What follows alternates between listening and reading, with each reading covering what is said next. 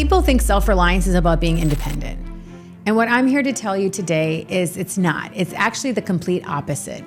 Self-reliance is about having the tools and the skills to be strong yourself so that you can be valuable and indispensable to others. It's not about what you do, but it's how you do it. Hey loves, do me a quick favor and hit the subscribe or follow button wherever you are tuning into this. It helps grow the show more than you know. Thank you so much again and enjoy.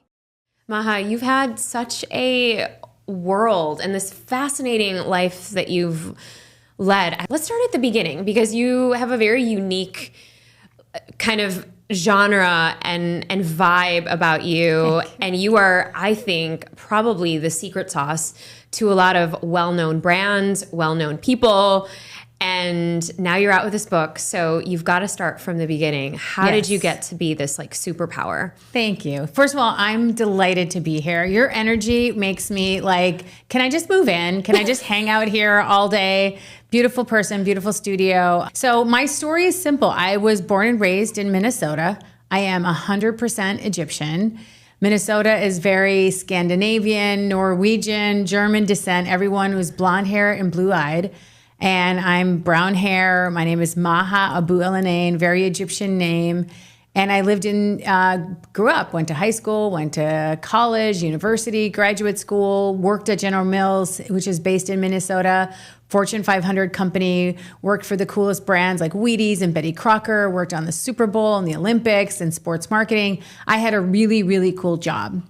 And my mom and dad, who got married and came to the U.S. to go to school, ended up spending 40 years in the U.S., decided they were going to go back to Egypt.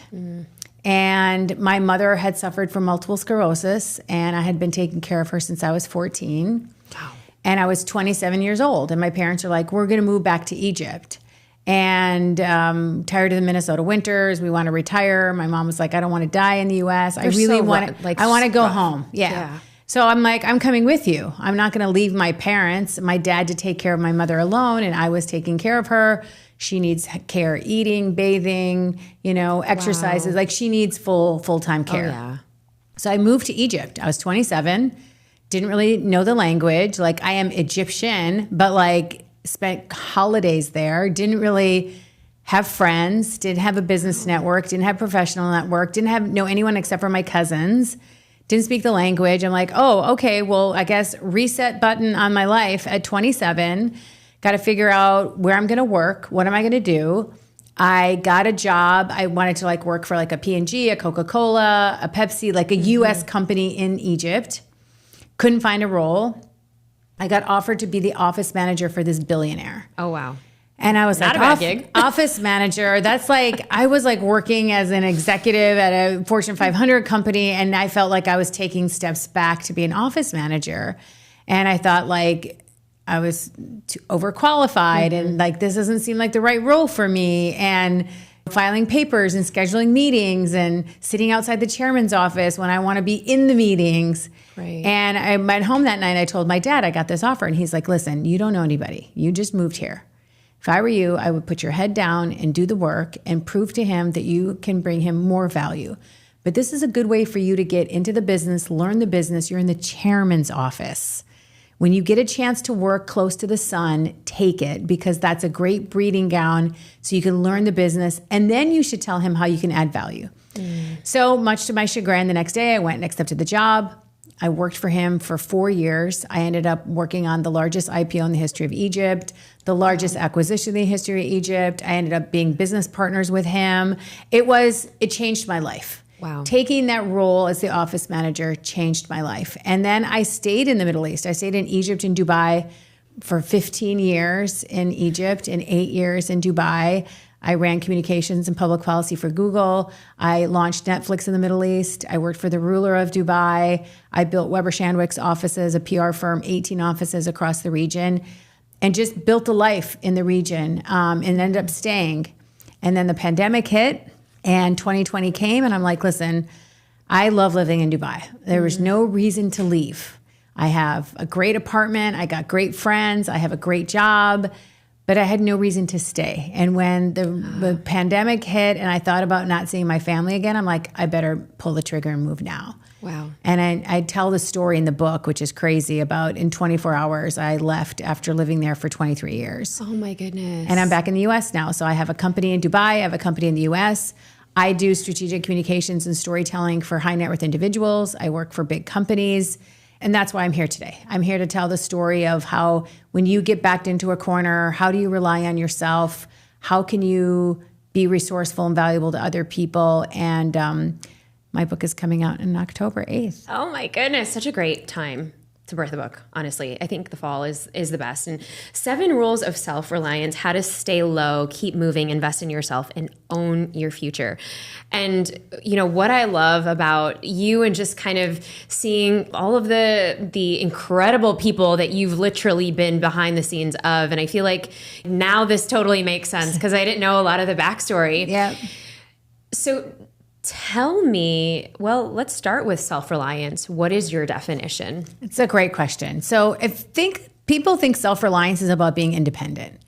And what I'm here to tell you today is it's not. It's actually the complete opposite. Self-reliance is about having the tools and the skills to be strong yourself so that you can be valuable and indispensable to others. It's not about what you do, but it's how you do it. So the reason I wrote this book is I want people to have a playbook of how they can rely on themselves and really be investing in themselves and owning their future. A lot of people kind of let other people decide for them, let other people outsource their decision making, want other people or fate to determine what they should be doing with their lives. Or they don't trust themselves, they trust other people when they actually know the answers themselves. Yeah. Self-reliance to me is a superpower. If you can rely on yourself, you're unstoppable. Yeah. And you do need to get help from other people. You do need to collaborate with other people, but you must be strong first. So true. And I'm just even thinking there's kind of so many even pivot points in your story. Yes. That has really given rise to this superpower that you have.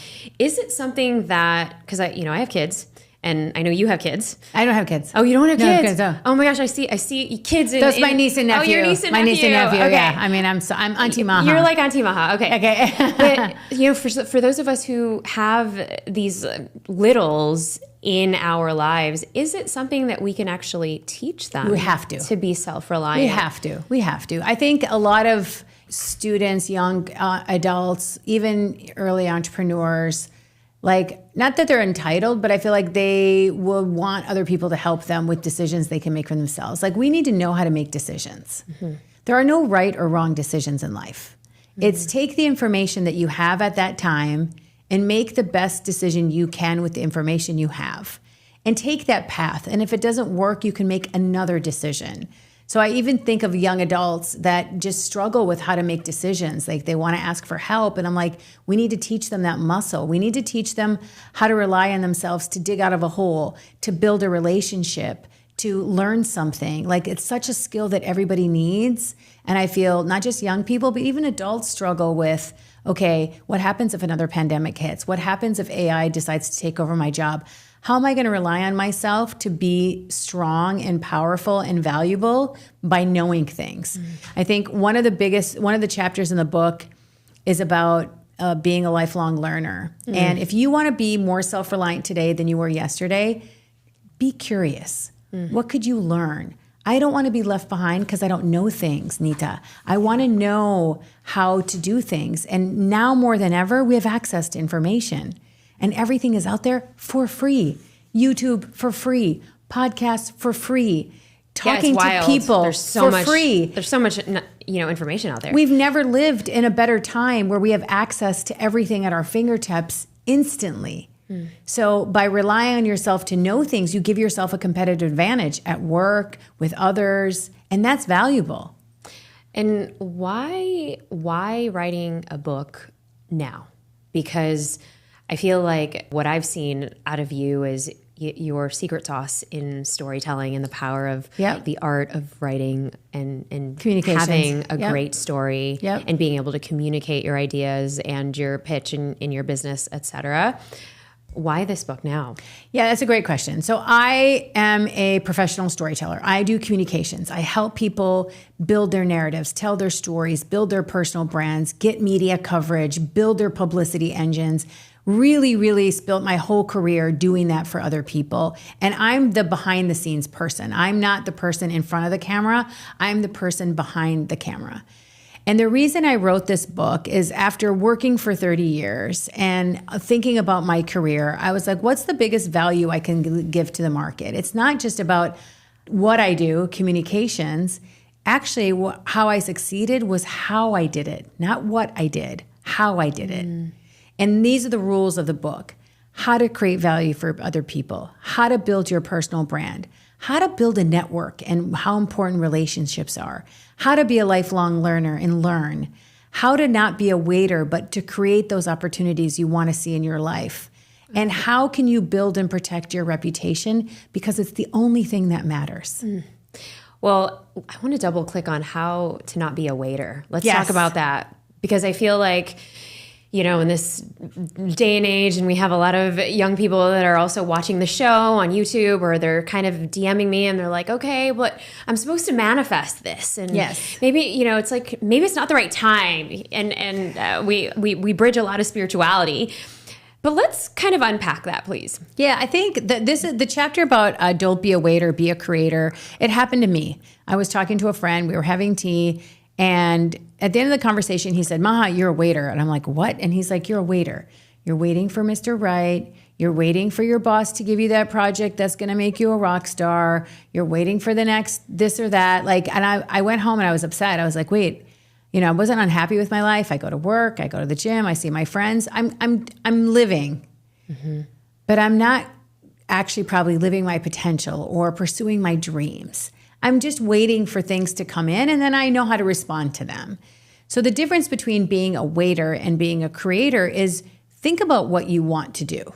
Think about what your goals are and what is the work that's required. That's that gap that you need to fill.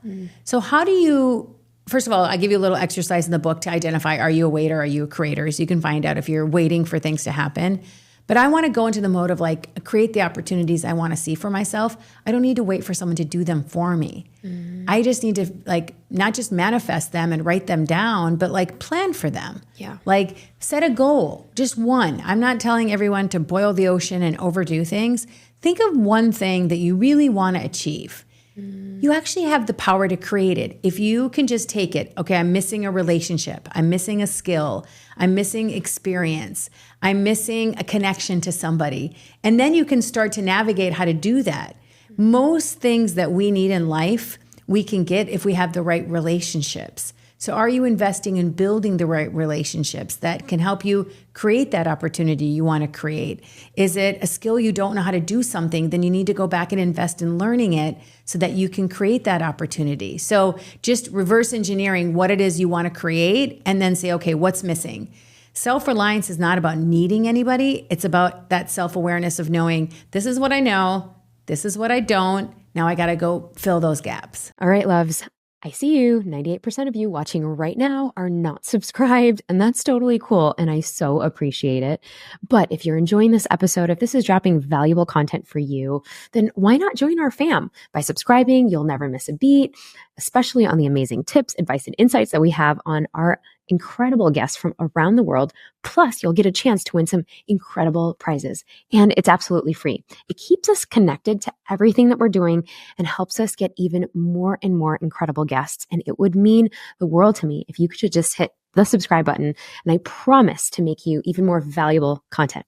Yeah, and I feel like for so many people nowadays, it's so easy to just kind of play the victim role. Yeah, or punt. Or like, oh man, it's just such a hard season, or, there's nobody out there for me, or I don't know why I didn't get that promotion, or whatever the thing is, instead of saying, okay, actually the ball's in my court. Yeah. And I'm going to list, and I love how you distinctly have in chapter 4 a lot of the ways and the tools for us to kind of get into that driver's seat. Because if we're in the passenger seat all the time, then we're just going to let life pass us by. You're letting other people decide what's best for you. Like, why would you do that? Why would you outsource your life to somebody else? Don't let somebody else decide for you. Don't let somebody's gut or trust drive you. I know that it's difficult if you have something you want to do, but you don't have the means to do it. Baby step it, break it down, but you can. Countless times in my life, and I put it in the book, I got asked by the Prime Minister of Egypt, I was like a communications person working on a website, to write a speech for him. I've never wrote a public policy speech. I don't write for heads of state. That's not what I do. But I thought to myself, if he thinks I can do it, what makes me think I can't do it? They must believe in me that I can do it. So maybe I should go home and scrap my nerves off the floor and put my head down and put in the hard work and figure it out. And not only did I figure it out, I delivered it. It gave me a lot of confidence. Like sometimes you don't know you can do something until you're asked to do it. Yeah. And so really try to step into like, we are stronger than we think. We know things more than we think. We just haven't been asked to do them yet.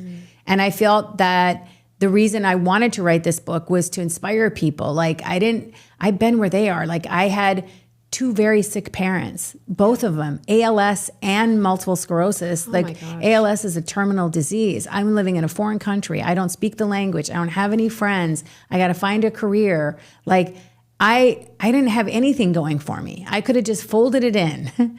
And I'm like, you know what? I can do it. I can trust myself to dig out of this hole. Trust myself to get the skills I need. Trust myself to learn the things I don't know.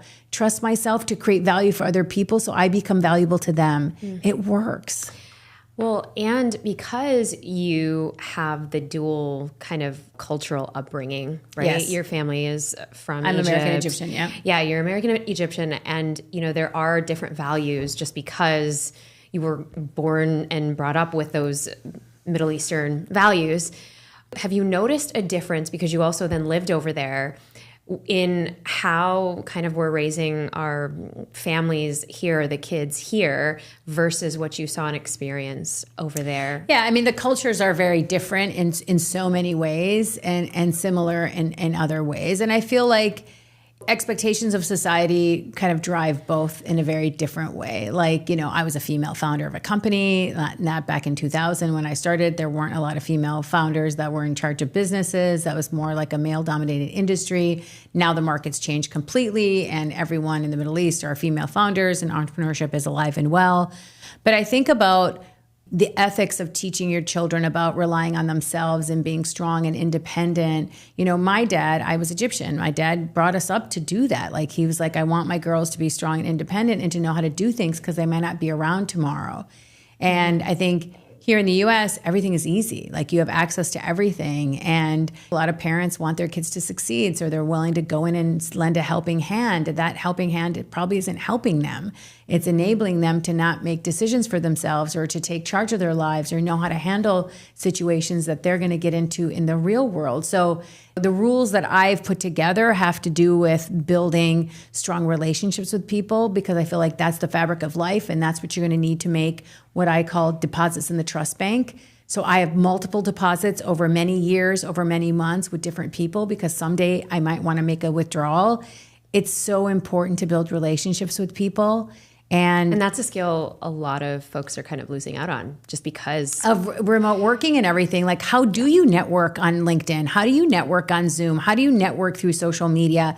I give a playbook in the book, but I want to share a couple tips here right now for people. Please. Like mastering the art of doing the DM on LinkedIn is important. We get so many messages. Oh my gosh. Please, can we talk about that? Because some of these messages are automated.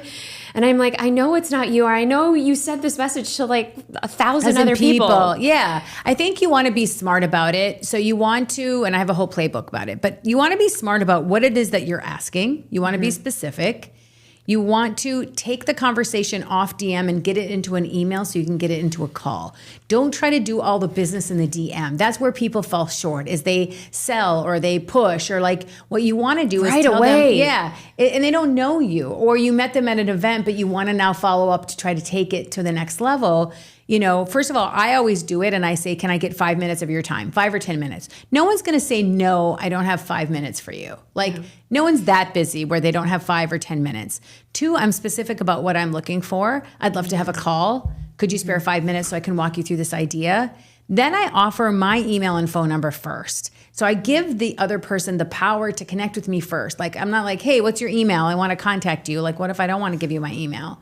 And don't be afraid to give your email because you don't need to reply to every email. I'm just saying giving people your contact information doesn't necessarily mean that you've given away anything. You also always have the power of when to respond, how to respond, what to respond, who should respond, that type of thing. But I just I've mastered it now. I do so much business through DMs, especially on Instagram. And it'd be remarkable and shocking for people to learn who I can connect with and how I can connect with, because I know what to say and how to say it. And I want to teach you how to do that too. Don't spam people because everyone knows that is spam. That's the first thing. The second thing about networking is you need to have relationships, and not everything is a heavy lift. Can you meet for a cup of coffee? Can we have a Zoom? Can we have a meeting? What if you network one-to-many by sharing their posts on social media to show that you're supporting them? What if you comment on their posts and show them that you're showing up in their lives, that you're actually being a part of them? What if you introduce A to B? That's a low-level lift thing that you can do to network with someone. Is I want to bring value to you. I heard you really wanted to talk to someone about this area. I happen to know someone. Can I introduce you? Those are all the small ways that you can network and bring value to people, but it doesn't require a ton of time and a ton of their time as well. Okay, so there's 2 things that I want to bring up. And the first is the part where you said, growing up here is so easy. My husband and I we just had a conversation about this around our kids. And because he is obviously from India, born, brought up, raised there, and his parents, his brother, everyone's still over there. In India. It's been and of course my dad is from India. Of course, I was born and raised here. But this idea comes up in now raising our children and I talk a lot about resilience and building resilience and all of these things, but I love all the principles that you're sharing here because it is true. If we are, and I think when you were just sharing that, I was like, oh my gosh, we were just talking about how my husband was like, all right, let our son, let him fail and fall. Let him fail and fall. And I'm like, but he's my firstborn. And I'm like, I know this logically, and I know this in my mind. And I feel like that's what I maybe even talk and teach to other people. But when it's so close to home, you're like, oh, but he's my baby. But if you want accountable children, you have to make them accountable. If you want independent children, you have to give them independence. If you want responsible children, you have to teach them responsibility. Yeah, and he was just like, it's too easy in the U.S. It's too easy. He's like, try to do those things in India. No one's going to give you a free hand. You have to work for it. He's like, and we were just talking about this. So, to your point of being able to teach these skills of the self-reliance, because that's totally my dad obviously installed hard work ethic from when we were, very, very young. It was also education and work ethic. And to be able to now kind of put this with our young kiddos, and we just started doing chores for the kids last week. My daughter's 3 and she's loving it. She's sweeping up underneath the table. And now my son's like, okay, he sets up the camera and sometimes he takes my phone and is like, all right, what's up, folks? And I'm like, oh, how did you know how to even do that? I never natively know. Taught you how to do this. But yeah, because they know. And so the second thing I wanted to bring up is you have, by the way, the table of contents is brilliant. I love that it's just so quick. Yes. And you get into it. Yeah, I get into it, and every chapter at the end of the chapter has a cheat sheet, but also reflection exercises so you guys can put the rules to work. And there's a playbook, that bonus content with the book. And I really want everyone to actually take these and use it because this actually works. And because being a value creator, let's talk about that. How do we add value? This is basically one of the things that we were just starting to just share and impart with our kids at dinner. It's like, okay, who did you add value to today? Yeah. You know, it's something small, from being nice to someone and paying them a compliment, to actually making an introduction to them, to listening to what's important to them, so you can find out where's the part where you can plug in, where you have the unique skills, experience, or relationships to help them. So I create value for other people by listening intently. What do they care about? What are their pain points? How can I anticipate their needs? What are some areas where I can bring something to the table, where if I kept on doing that and I'm good at that, that maybe that could be the thing that keeps me connected to them. It gets me the client, it gets me the business. It helps open a door for me to get a relationship I'm looking to seek. It's so important. You shouldn't always go into every relationship thinking, what's in it for me? I go into a relationship thinking, how can I help? Yeah, so often people are just stuck in their head of like, how am I supposed to show up? What do they want me to say? How can I say what they want to hear? And actually flip the switch. Yeah, just simplify it. Just like if you were constantly trying to bring value to other people, not only is that good for your relationship, not only do you create value for them, you create value for yourself because you get the experience, you get the satisfaction of trying to create value for people. Actually, the whole way I got this way of thinking, well, my parents were both very sick and unable to take care of themselves, feed themselves, bathe themselves, clothe themselves. And I was like trying to think of small things I can do to make their day better. Very simple. Is it a song? Is it their favorite blanket? Is it something that they're going to eat that day? What is it that I can do to create value for them? And I got so much satisfaction over seeing how much it made a difference for them that I thought, oh, this might be something I can actually do in business. How can I create value for my boss? How can I create value for my team members? How can I create value for the culture of my company? How can I create value for my suppliers? And I ended up winning because I ended up learning the value and the power of creating value for other people. It brings it back to you tenfold. And I feel like if you walk around life by being good to people with good intentions and you bring them value, it's going to come back to you. And it does come back to you. I mean, it's so powerful because for anybody who's watching this or listening to this, regardless of how or what your sphere of influence is, it starts in your inner circle. Yeah. And I love that you were able to do that for your parents. Yeah. It's your friends. It's with your family members. It's, helping a friend get a reservation somewhere that they really always wanted to go visit. I'm creating value for them. It's what I call a deposit in the trust bank. I may make a withdrawal, but I may not. It's about having good intentions of how you approach business. And I feel like it served me well. Like it's the reason I worked for Gary Vee for like a year and a half before I got a contract from him. I worked with Jim Kwik. I met Jim on an airplane. How random is that? And he was going to Egypt. And I'm like, how can I create value for him and his partner going to Cairo on their first time? Like Dubai is easy. Everyone speaks English. It's easy to navigate. You can get your way around. But in Egypt, it's not. And so I'm going to try to make their trip a little bit better. I'm going to take them with me on a tourist trip. I'm going to invite them to some things to see. I'm going to make some recommendations. It doesn't have to be a grand gesture. It can be something small, a recommendation, an introduction, a connection. That's creating value for other people. And try to do that in life, not just with work. Yeah. So first, 2 questions. Yep. Who is this book for? Yes. And what is your intention for when people are picking up this book? What do you want them to take away? So this book is for anyone with ambition. It's really not just for entrepreneurs. It's for leaders in transition who have been in the company for a long time, but are thinking from going to corporate entrepreneurship or entrepreneurship to corporate, or love their job, but maybe want to figure out how to network today's world, how to build relationships properly, how to build their personal brand. Students, young entrepreneurs. I talk to a lot of women's groups about own your power. How do you step into it? How do you build your narrative? How do you build your personal brand? So that's why I say anyone with ambition, because I feel like these are skills that everybody needs today.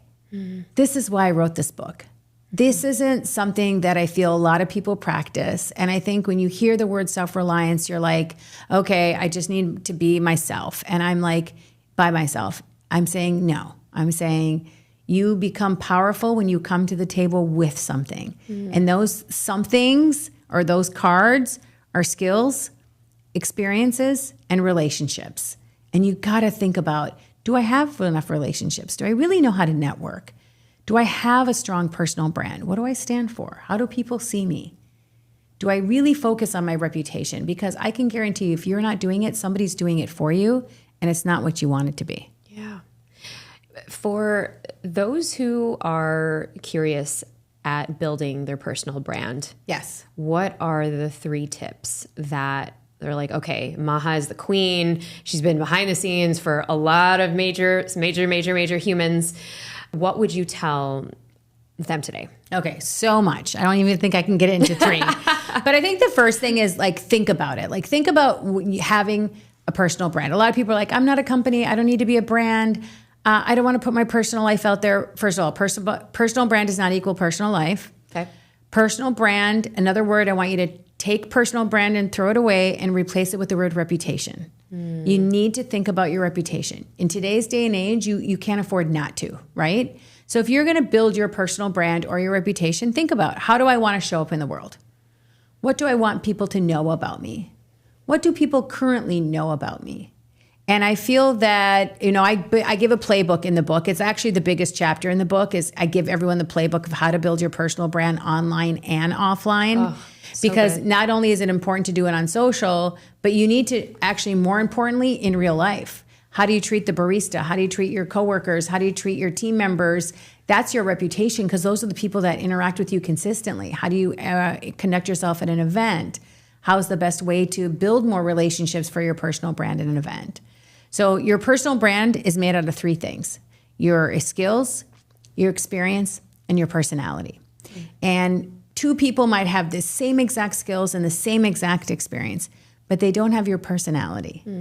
And think about who you follow on social media, or people that are business people you look up to. You're connected to their personality, their approach, their thinking, their style. There's a million personal trainers on the internet today. What makes you pick that personal trainer to focus on or follow? You like their personality. Or somebody who does fashion content, or someone who does food content, or someone who does healing content. You like their style. You like their personality. And I feel like that's something you should be thinking about. Like, I'm not telling everyone who's listening today that they have to go be a social media influencer. That's not what a personal brand is about. It's about being intentional with your name.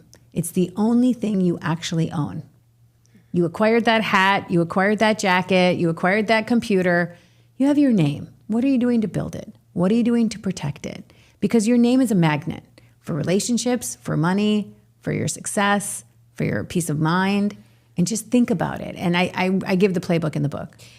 Well, I feel like everyone needs to get this book. And I mean, it's kind of, I would think, kind of like the book that you need on your bedstand when you're starting a new gig, or you're like, okay, I wanted to do that passion project or start that thing on the side. And you're like, okay, but I feel like it's so clear that with like I'm on page 167, and right now it's rule number 4, unlearn, relearn, and invest in yourself.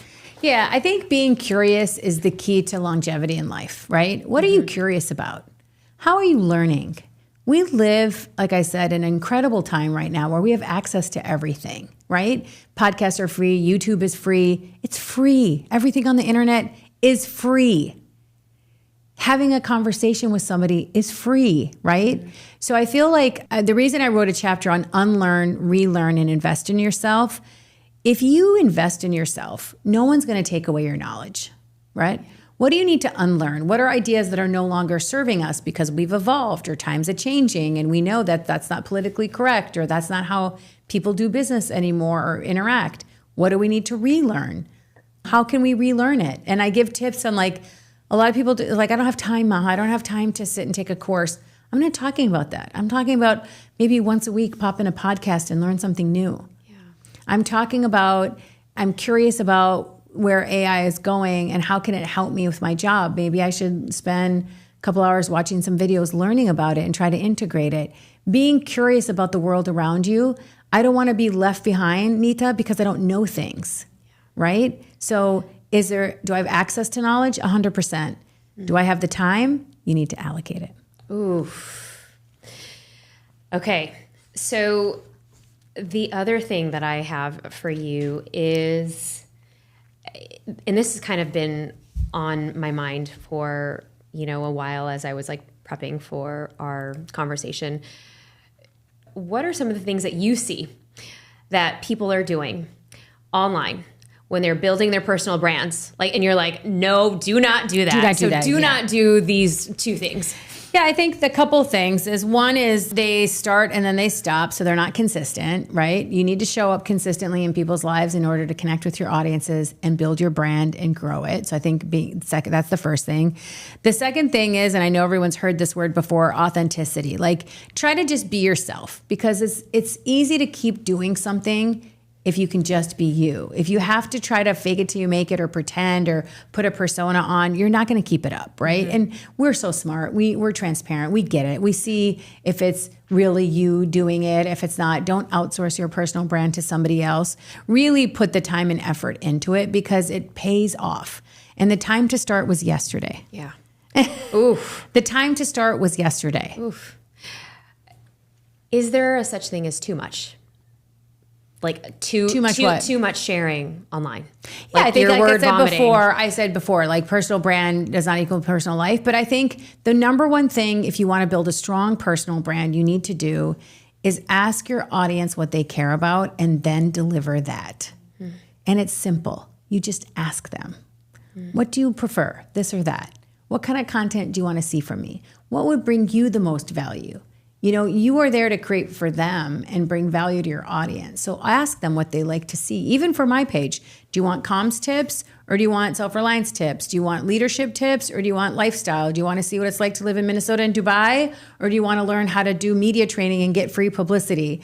I have to ask my audience what they care about, and then you deliver that. Mm. It seems simple, but a lot of people don't do it. Yeah, seriously. No, they don't think about that. Yeah. I think for the longest time, I was stuck between, I'm like, should I just talk about my, the whole woes of motherhood after I was launching my book and I was burnt out of posting that content. And then, somebody just sent me a DM, how come you don't talk about your kids? And I was like, oh, okay. No. Yeah. Okay. Well, there you go. It's so funny. The other day, I don't normally post workout content, but I was on the treadmill at an incline wearing a weighted vest, and I decided to post it, and everyone's like, oh my God, we want to see, what do you do for exercise? I'm 54 years old. Oh my gosh. You look amazing. Yeah. So what workouts do I do? And I'm like, really? People care about that? I'm like, oh, okay. Well, I listen to my audience. And then you get the feedback. It's really, really, it's an easy research tool. The internet can give you instant research in a minute. Oh, it's brilliant. Okay. I want to get back to be a long-term player. Yes. Number 6. Be a long-term player. So, I talk about this a lot. We live in a world where we just want things now. We want to tap to pay. We want to download the whole season now. We don't want to wait 3 seconds for a video to load. We don't want to wait in line. We order ahead, pick it up. We are in a very now culture, environment, real-time world. But what I'm telling people in this book, in one of the rules of self-reliance, is being a long-term player. And that means thinking about not getting that instant gratification now. Think about doing a good deed and then another good deed and another good deed and another good deed so you can make a withdrawal in the future. Being a long-term player is about building relationships. This is the chapter that gives everyone the puzzles on how to know how to network properly. I pride myself on going into an event and walking out with every contact in that room. Wow. And I do it every time. Wow. It's actually fun for me, right? Because I like to meet people. So I go in with conversation starters. I think about, who do I want to meet? I make a game plan. I don't just walk in hoping to meet people. I'm like, who's attending this event? So I can make sure I prioritize which ones are important for my business, for my clients, for my company that I want to focus on. Mm-hmm. And I think about being a long-term player with them. I'm not going to get their contact because I need something. I'm going to go in and get that contact. Then I'm going to meet with them. Then I'm going to find out what they care about. And I'm going to invest in delivering consistently to what they care about. Mm. That's what being a long-term player is about. It's about thinking about other people's needs and not trying to do a tit-for-tat exchange, because you are investing for the right reasons. You have the right intentions and you have a strategy that you're trying to achieve, and it doesn't involve getting something now. Well, and I think that because a lot of this kind of era is all like transactional and it's so quick. How do you keep yourself grounded in, you know, the patience that it takes in the long term? It does take patience. Yeah. First of all, you don't give away the house for free. So you have to be selective on who and how, and you will build that muscle. Like once you know, when someone's, taking advantage of you. That's clear. So think about the risk and the reward with who you're trying to connect or do business with. Secondly, I feel like just developing the patience requires you to have multiple things that you're doing at the same time so that you're not just relying on that one thing to come through for you, right? So that diversity of what you're working on, making sure, like, I have 2 clients that I'm super, super focused on, but there's one client I really want to get. It's going to take me 3, 6, 9 months to get it. So I need to be making small steps on that while I'm doing what I'm currently working on and thinking about using my resources to do it, not my team and my company and other people that aren't being, paid to do that work. So I always have to balance who, how, and when. And I think anyone who reads the book will understand how to do that because I give the playbook on the best ways that I've done it. And it's really, really important to think long term in some of your relationships. Ooh. So good. So, okay. Where can we get the book? The book is available right now for pre-order on Amazon, and it's coming out October 8th. Barnes & Noble, Target, anywhere you buy books, or my website, mahaabouelenein.com. Maha Abouelenein. I love saying your last name. I know. It's so fun. You're so good at it. That was perfect. Maha Abouelenein. mahaabouelenein.com. Any gifts that you have for our audience, or I'm sure there's like bonus stuff that people can get on the site. So a couple things. One, there's a e-workbook, which basically is bonus content from the book. So you can take all the rules and put them to work. Secondly, I have a private Facebook group where I do free master classes and workshops. So how to build your personal brand, how to get free publicity, how to build your podcast. So I'd love people to, go to my website. They can join that. I'll let them in. All they have to do is we should do a code or something in the notes so that we know that they're your people. And then keep it brave. Yeah. Brave. There you go. I love it. I love it. Yeah. And then I also have lots of giveaways on my website that I'm doing for the book launch. So stay tuned. It is so exciting. I think everyone needs to get it because everyone is putting out some sort of, whether it's content, whether it's info, whether it's articles in their life. And I feel like you, Queen, have been the master, and I feel like everybody needs to be learning from you. So as we round off into our igniting round where we kind of spill the chai. Okay, let's go. All right. So you can answer this as quick as you want, as fast as you want, as long as you want. Coffee or chai? Coffee. Let's see. Minneapolis or Dubai? Oh, that's a tough one. Can we go in the middle and say Egypt? That way I don't have to pick either one. I love both so much. Okay, that's fair. Egypt. My family's in Minnesota, so I think I'm going to have to pick Minnesota. Favorite chapter writing in this book? Actually, rule number 7 is no regrets. How to live with no regrets. It's the chapter where I talk about my parents and how I learned everything that I learned in life and the lessons I got from my father in particular.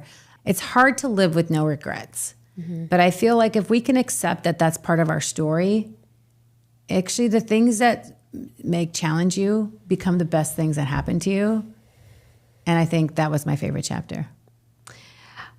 One piece of advice that you think your parents would share with you today?